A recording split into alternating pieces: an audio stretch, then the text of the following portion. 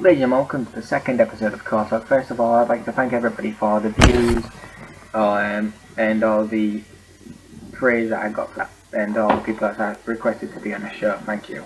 Now, this episode I will be interviewing Chris Corremont, the CCE superstar, self-proclaimed fastest rising superstar in car today. Although what we've seen of you so far, you've lost in both matches in CCE. What are your plans right now for CCE? What are my future plans for CCE? Well, yeah. Let me tell you my future plans.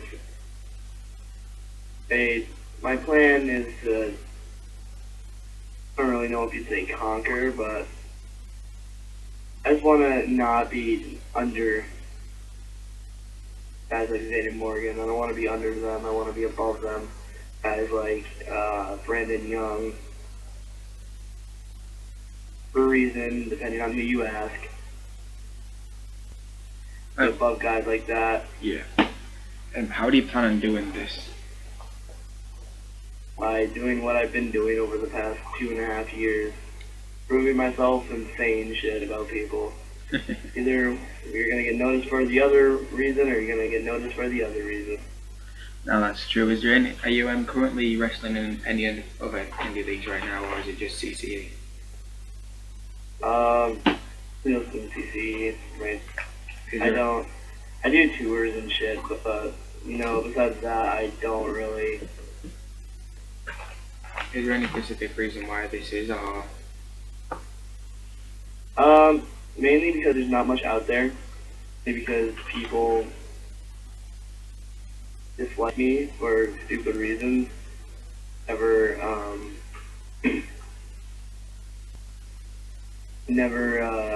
Never talk to me about it, and then eventually kick me out or bury me. Sounds like you've had a pretty hard time, like trying to get noticed in car. Like, how does that make you feel about car in general? Like, does it piss you off at all, or do you just take it on the chin? I've been able to take it, but with this recent CCE stuff, I kind of tried to put my foot down and started talking to people differently. Got people like that I talk to all the time. Yeah. They'll tell you I'm probably not too much fun to be around anymore. Well, focused on proving myself and kicking ass and all that. Sometimes there isn't no room to have friends in car. So if the option was there to be in other leagues, would you take it?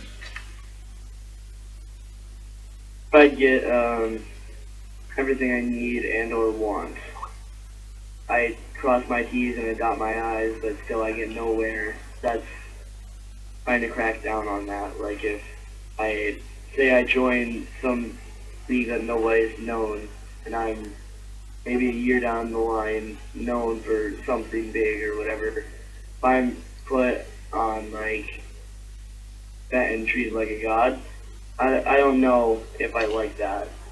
If I'm put on the undercard and treated like a piece of shit, I don't know if I'd like that either. I kind of just want to break through and be in the middle. Yeah. Not the ending, not the start, but the middle. Well, it's easy to see that car has changed, and as I asked Jill and Cash in the last episode, besides the apparent rise of sim in car, what else do you think has changed, and do you think it's for the better or the worse? More vile people, like saying vile shit to other people and talking about dead relatives and all that kind of stuff, and really people are just evolving to be more violent and angry towards other people, which, I would say is bad, but if you're doing this and you want to do something big in the future, then you better prepare for it and be able to shape up. Is there anybody, is there any certain person that you're talking about where you're saying about the dead relatives and stuff like that, because that is pretty harsh?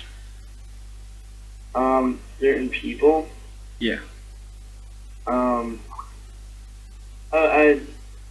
I don't think I'd mention them, but let's just say one of my best friends who's not in current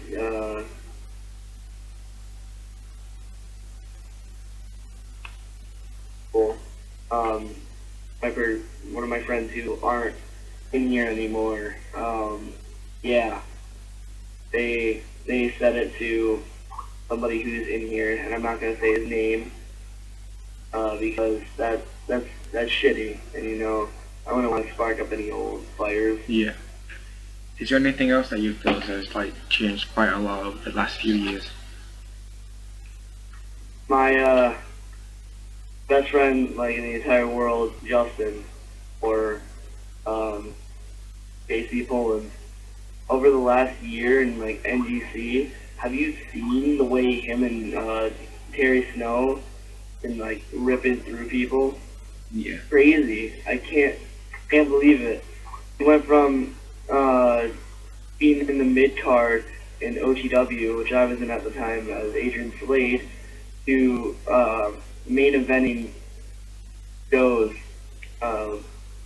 Well, I say main eventing, but I really mean putting people through tables and shit. Like, as I mentioned about the rise of Sim, do you feel that Sim is better than competitive or the other way around? I don't really know and or care, because depending on who you're going to talk to, somebody else is going to say something else, and I really don't know and or care about starting drama with those kids who will say anything to anybody to get noticed because it makes them feel important about themselves when they're really insignificant and nobody wants to talk and or consult business or any kind of speaking to people that can be so I wouldn't say retarded, because that'd be offensive to retarded people. People who can be so stupid and like take so much shit seriously. Now you said that you wanted to conquer CCE. Like, is there any title that you're aiming for first, or do you just want to go straight to the top? World. Straight to the top. The fact that Dion has the title like in his house pisses me off to no fucking end. Yeah. The fact that Easton Angeles, a guy who I've been with for quite some time, like backstage, talking since GCW, he's been ecstatic to get out and do business and wrestle with people. But the fact that Dion Diamond, a guy who walked right back into this entire sea of people and got handed everything that I've worked for the past year, pisses me off to no extent. And if Dion really does watch this and gets angry about it, I don't want to get kicked out of CCE, so maybe I'll shut my mouth, but that's not my kind of personality. See, Dion and Brandon were a match made in hell for fighting over the internet. So am I. Dion wants to come at me, calling me little names, calling me little kids, calling me all that kind of shit. Go right ahead, because I know people who've had, who've gone through the same shit he's had. I honestly can say that whatever he has, or whatever he's done since he was 15 or whatever, I can honestly say I don't really care for. Yeah. How would you describe your gimmick, Carl? Childish, significant, meaningless.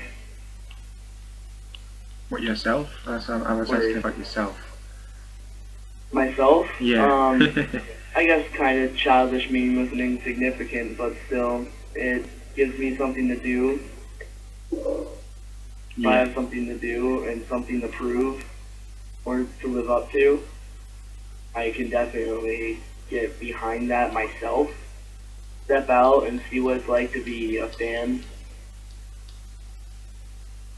Now, CC have a pretty big waiting list to even try out, never mind to be having a match. So how do you feel to have them to have them 2 matches, but kind of like shoot yourself in the foot by losing? Like, how does it make you feel? Well, the first match I did with Zayden Morgan, I can credit the same being as one of my greatest starting out matches.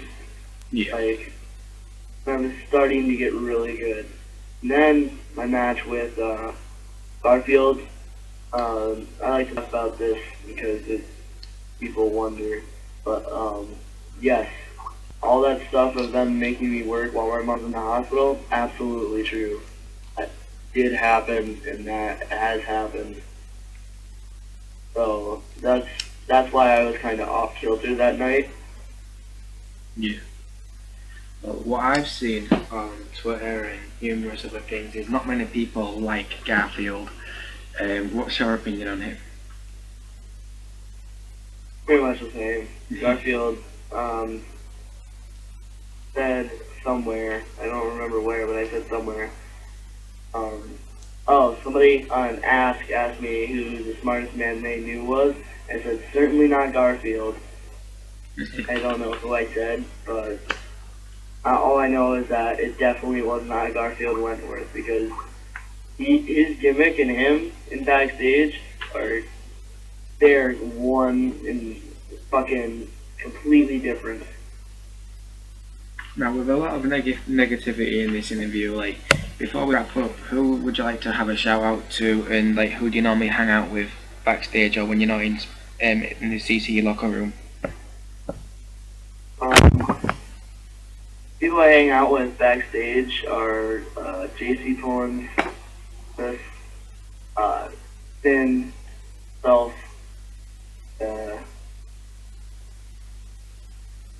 pretty cool.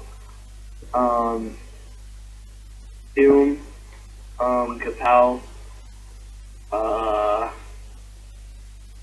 people. Joshua Phoenix, I did a tour with. Damien Venture, I did one with too. What are your, like, who would you say your greatest match ever in car would be against? Oh, and then what is your dream match? My favorite match in car. My favorite match would have to be probably the Zayden Morgan match. My favorite YouTube televised, whatever you want to call it, match would have to be against Zayden Morgan. But if we're talking like of all time of my career, I'd have to say there's a match with Damon Venture. I still credit that to be one of my greatest matches. We were doing fight build up, and the street fight was perfect. Now, who would you, if you could have one match against anybody in car at any event, who would it be and where would it be? Damien Mazzara on PWR episode 2. Is that something we'll see in the future, or is that just something you want to happen? That's something I want to happen, because I loved the PWR stuff, and I loved Damien Mazzara and the stuff he was doing at the time. Yeah. So, Damien Mazzara on episode 2 of PWR, because I honestly believe that PWR was the one of the best car shows out there. Yeah. Everything clicked on that night. There was Sigma, Damien Marasco, Brent Delvine was even there. All this kind of like-minded people knew exactly what their stuff was, and they knew exactly what to do. It was just a really good night. Well, I'd like to thank you for your time and for the interview, and best of luck with your future endeavours in car. I hope you do what you want, what your plans for CCE, and congratulations on just getting there, getting in the big leagues. You got your foot in the door right now. All you got to do now is just keep on trying and just don't give up. Well, honestly, I have my foot in and out of the door. I'm half and half right now. I honestly don't know whether to leave CCE because of the way it's going, or stay at CCE. So I don't know if you'll even see me on episode 9. I don't even know if I'll still be in. Yeah. I know I won't be on episode 8. Well, best of luck anyways, and thank you for your time.